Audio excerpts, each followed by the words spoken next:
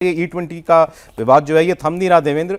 और अब सरकार या तो चाहती है कि पूरी सफाई इस पर दे दी जाए, या मतलब मुझे इंटेंशन समझ में नहीं आ रहा, क्योंकि रोज़ कोई ना कोई बयान सरकार में किसी मंत्री का इस पर आ जाता है। पहले गडकरी जी का आता था लगातार, अब पेट्रोलियम मंत्री हरदीप पुरी का भी लगातार बयान आ रहा है।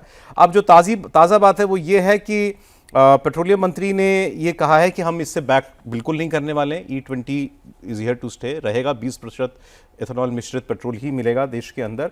और उन्होंने कई सवालों के जवाब अपनी तरफ से देने के लिए कोशिश की है कि अगर हम ये नहीं अडॉप्ट करते इस मिश्रण को, तो हमने 1,90,000 करोड़ रुपया बचाया है, जिसमें से 1,60,000 करोड़ रुपया किसानों को दिया है, तो ये कहाँ से आता। और दूसरा उनका कहना ये है कि जो फिर ये बात चल रही थी कि भाई आप, जैसे केजरीवाल जी ने कहा कि दाम कम करो, तो उन्होंने कहा कि इंटेंशन क्या है ये देखना पड़ेगा, मैं इंपोर्ट कॉस्ट कम करना है और किसान को फायदा पहुंचाना है, हमारी नीयत वो है। जी हाँ, बिल्कुल सौरभ, जैसे कि हम लोग कल भी बात किए थे कि ये रहने के लिए आया है, ये जाने के लिए नहीं आया है। और आगे E20 के बाद को लेके अभी है कि इस बाबत अभी कोई भी फैसला नहीं हुआ है। और एक चीज़ है कि सरकार की तरफ से अभी का आप देखें कि जब ये पूरा विवाद शुरू हुआ है, तो इस पूरे विवाद के अचानक इतने विकराल रूप में शुरू करने के पीछे सरकार का ये मानना है कि बहुत हद तक मिस इन्फॉर्मेशन के सहारे एक दबाव बनाने की कोशिश की जा रही है। उस मिस इन्फॉर्मेशन को एक एक करके सरकार की तरफ से जो दबाव बताया जा रहा है वो मैं आपको बताऊं कि पहली बात तो ये कि जैसे सोशल मीडिया पे बहुत सारे आपने देखे होंगे कैंपेन इस तरह से कि 1 लीटर इथेनॉल बनाने में कितना पानी खर्च होता है, और उस लिहाज से ये बताने की कोशिश की जा रही थी कि हाँ ये कितना गैर ज़रूरी है और कितना बर्डन है हमारे इकोलॉजी पे, हमारी प्राकृतिक व्यवस्था पे। उसमें सरकार के लोगों का ये कहना है कि जैसे धान से, शुगर केन से, इससे आप इथेनॉल बनाते हैं या मक्का से मान लीजिए बना रहे हैं, तो उस कंडीशन में धान की जो उपज होती है देश में वो इथेनॉल बनाने के लिए नहीं होती है। धान तो एक MSP प्रोडक्ट है, हाँ, तो MSP के तहत आप धान को तो उपजाते ही हैं, और फूड सिक्योरिटी एक्ट के तहत जितने धान की आपको ज़रूरत होती है वो सरकार लेती है, बाकी जो सरप्लस है उसका इस्तेमाल इस रूप में किया जा रहा है। तो सारा बर्डन धान की खपत में जो भी पानी लगता हो वो इसके ऊपर नहीं डालना। इथेनॉल बनाने के लिए ग्राउंड वाटर कम हो जाएगा, ऐसा नहीं है। ऐसा नहीं है। शुगर केन के मामले में भी सेम चीज़, जैसे गन्ने का जो उपज होता है ख़ासतौर पे जहाँ डिस्टिलरीज हैं और बाकी सारी चीज़ें हैं, उन इलाकों में होता है, किस तरह से उसकी खरीद की व्यवस्था हम सभी जानते हैं। तो वहाँ भी आप उसको इस रूप में नहीं जोड़ सकते कि क्योंकि इथेनॉल बनाना है इसलिए गन्ने की खेती की जा रही है। मक्के के केस में अगर आप देखें तो मक्का में अपेक्षाकृत कम पानी लगता है इन दोनों की तुलना में, तो वो जो नैरेटिव चलाया जा रहा है वो बिल्कुल वो ठीक नहीं। दूसरी चीज़ कि सोशल मीडिया पे एक कैंपेन चलाया जा रहा है, और आपने देखा होगा कि कैसे चींटी या दूसरे इंसेक्ट्स उसकी तरफ आकर्षित हो जाते हैं क्योंकि उसमें इथेनॉल मिलाया गया। मैंने नहीं देखा, अरे ये भी है सरकार की तरफ से उस बात को ये कहा गया।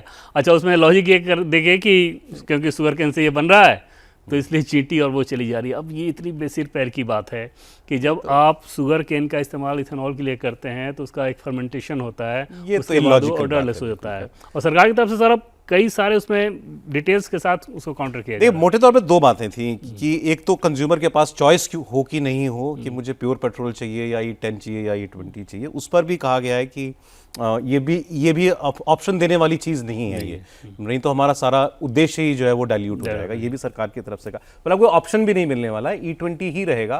क्योंकि कई लोगों ने कहा था ना कि भाई जिसको खरीदना है वो चाहे महंगा मिले, इसको प्योर पेट्रोल चाहिए तो प्योर पेट्रोल दो, सरकार को तो इम्पोर्ट कम करना है, तो वो डिफीट हो जाता है पर्पज़। एक तो ये केजरीवाल जी ने ये कहा है कि 115 माइलेज को लेके, हाँ माइलेज और वेयर एंड डाउन हो जाता है, और वेयर एंड टियर गाड़ी और दूसरा यह कि हाँ कि वो नुकसान हो रहा है, उसमें चीज़ें लग रही हैं। तो माइलेज को लेकर भी सरकार की तरफ से सारी चीज़ें बताई गई, किस प्रकार से 2 व्हीलर्स के लिए और 4 व्हीलर्स के लिए अलग अलग लेवल पे उसका एक्सपेरिमेंट किया गया, और सारी एक्सीलरेशन और बाकी सारी चीज़ें देखने के बाद ही इसको किया गया है। और दूसरा चीज़ की जो नुकसान हो जा रहा है कुछ प्लास्टिक के नैब या इस तरह की चीज़ें, तो ठीक तरीके से मेंटेनेंस रखा जाए, और मामूली चीज़ें किसी किसी केस में हो सकती हैं, उसको लेके कोई बहुत साइंटिफिक डाटा हो और उससे नुकसान होने का, ये सरकार का कहना है कि ऐसा कुछ भी नहीं है। तो कुल मिलाकर जितने मिस इन्फॉर्मेशन चल रहे हैं सरकार के पास, या इंजन ख़राब होने की, आपका ख़राब हो गया, उसका कोई ऑथेंटिक डाटा उन लोगों के पास नहीं है, वो इस बात को बार बार कह रहे हैं कि सोशल मीडिया के कैंपेन के सहारे ही ये सारी बातें कही जा रही हैं। कोई ठोस चीज़ आ नहीं रही है। आप पटना के एक यूट्यूबर का आपने केस देखा जिसमें नितिन गडकरी बार बार उस बात को कंपनी quote ने करके गलत बता साबित रहे कर दिया हैं, हाँ, उसको। कि कंपनी ने वो गलत साबित कर दिया। क्या मैं आपको अरविंद केजरीवाल की बात बता रहा था, उन्होंने इसको इशू बना लिया है। लगातार तीसरी प्रेस कॉन्फ्रेंस है उनकी E20 एथेनॉल के मुद्दे पर। उन्होंने कहा 115 रुपए पर क्रूड ऑयल पहुंच गया था, जो आज $70 पर है। $115 से $70 आ गया है। तो उनका ये कहना था कि इस वक्त देश में पेट्रोल की कीमत 82 रुपये होनी चाहिए, जो 100 रुपये के ऊपर है पर लीटर। दूसरा फिर उन्होंने कहा है कि अगर जहां तक E20 का सवाल है तो E20 तो और सस्ता होना चाहिए।